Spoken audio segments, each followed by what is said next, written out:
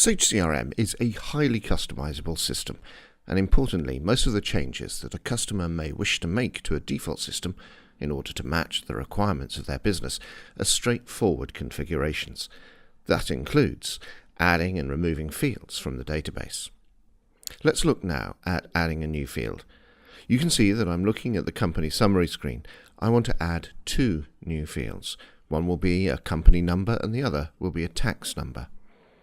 I'm logged on as a system administrator and I need to get to the administration screens. To add a new field, we then need to head to customization and then select the table or entity with which we're going to work. In this case, it's the company.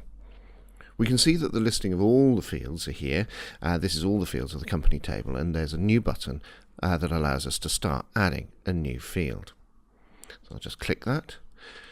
And before we actually get into the screens, there's some important things to consider.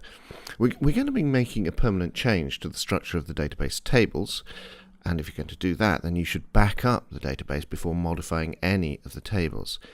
When we add a field, we're going to see that we select something called a Sage CRM entry type, and this is a way in which the field is controlled in terms of its display and its behavior within the user interface, but actually the choice that we make will result in a field being added into the database in a particular physical data type. So entry types and data types are covered actually in a separate lesson, but they are consequences to our choices, and we should check the documentation when you come to planning new fields.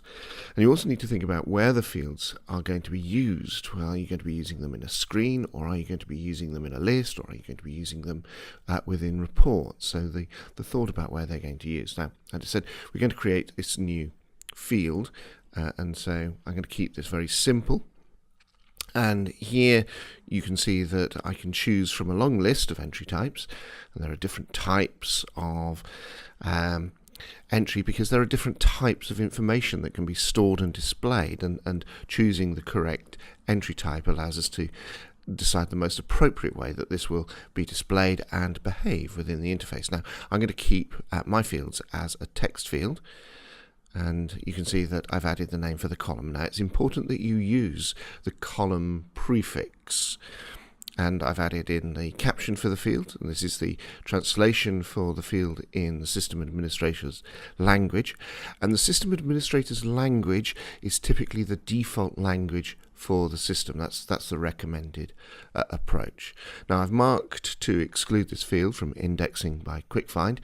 I don't need to change anything else because this is only a simple field. And I'm happy that the physical max field length and the display entry length are the defaults. And so I'm going to click Save. Our first field has been added into the system, and so I'm going to add my second field right now. And this is going to be the tax number. And so I'm going to add the number. Now, again, I've kept this very simple. As I know, I only have to store alphanumeric characters. So I'm going to use the text entry type, and the field caption needs to be entered, and I can keep the other field defaults. And again, I'm going to keep this excluded from quick find so I can now save. So I have my two new fields. You can see them there on the screen, and I just need now to use them. And I'm going to use the fields in the company box long. This is the main screen of the company summary page, and the fields are immediately available to be added into the screen.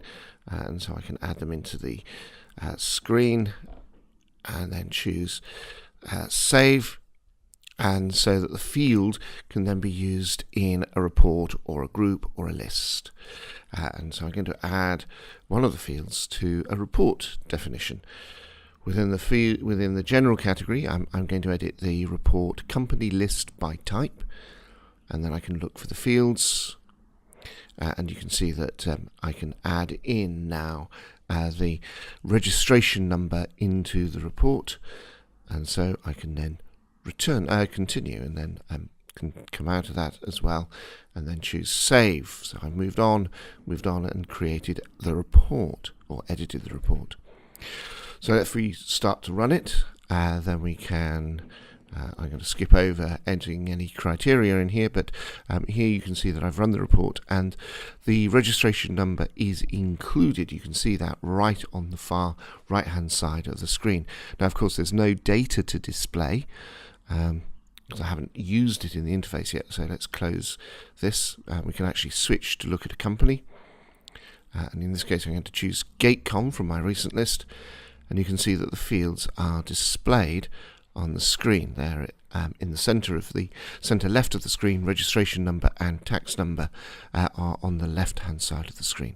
So we can add some values to these fields, and then we can choose save, and you can see that we've been able to add these two new fields very, very easily. But what about removing them if we don't want them in the system? Now we can delete, when we come to deletion, we can delete any new fields that we've added. However, we have to be careful when updating the database. Ensure all users are going to be logged off when you come to field deletion, and you need to make sure that you've taken a backup of the database. So deleting a field is not reversible. So if you make a mistake, you'll have to be able to then restore the database backup. Now it's recommended that you make any major changes to fields and screens on a test system before implementing them within a live environment, and failing to do this, that can cause unexpected behavior in the system. So I need to switch back into my administration screens to delete these fields, and so I can then select the fields to remove them. So I just click into the field name, and now I can click delete.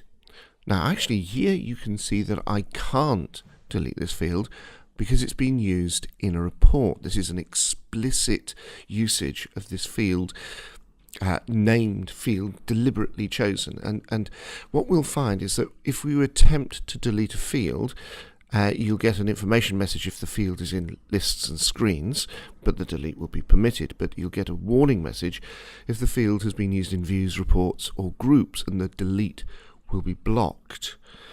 Now I'm going to have to first of all, if I wanted to remove this, I'd have to first of all remove this field from the report before deleting.